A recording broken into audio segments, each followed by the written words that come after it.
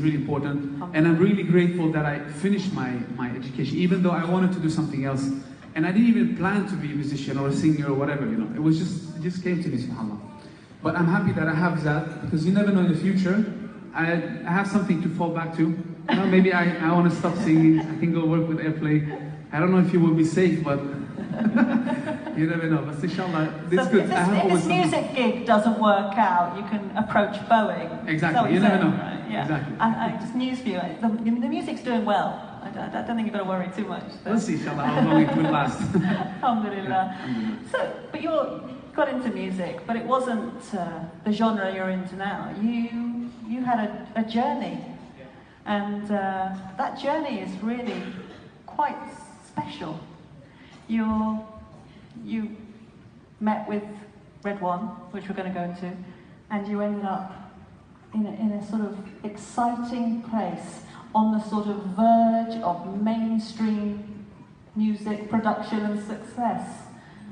So tell us about how you went from Sweden, which is where you were, and then.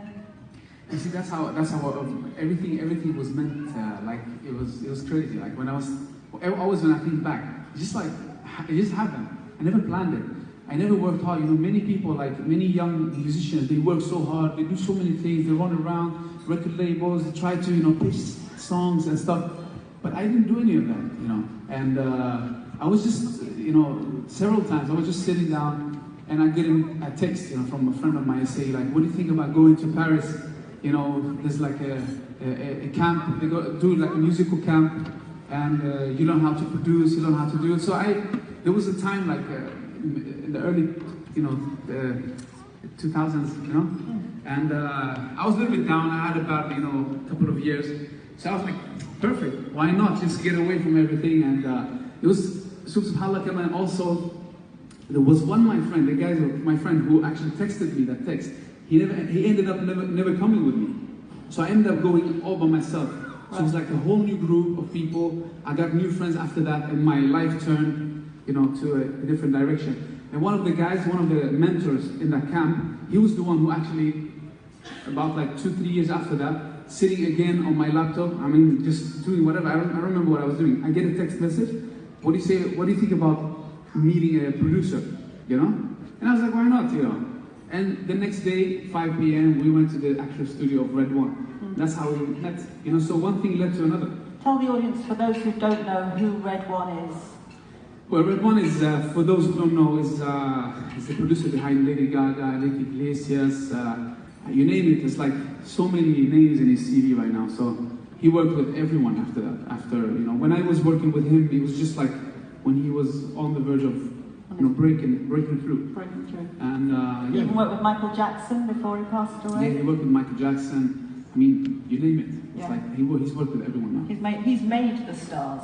Yeah, and you're working. Many of them, yeah, definitely. And at this point in your life, you're working with him. And he's a Swede, and he's a Muslim background. Yes, he's a Moroccan guy.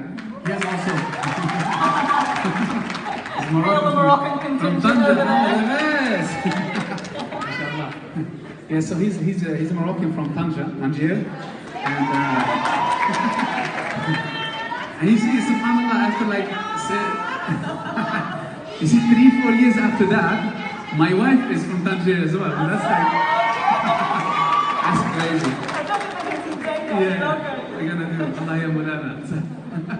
Yeah, so, no, but alhamdulillah, Red One is a very good friend of mine, and definitely I always say this, he's part of my, one of the reasons for my success as well. MashaAllah, yeah. So you're working with him, you're in New York. And you literally, at this moment in time 5, you're on the verge of breaking into this huge mainstream market. Lady Gaga, Michael Jackson, all of that is in front of you. Let me go on that side. Tell us what happened. Tell us what happened, Maher. Again, everything just happens for reasons, alhamdulillah. I was.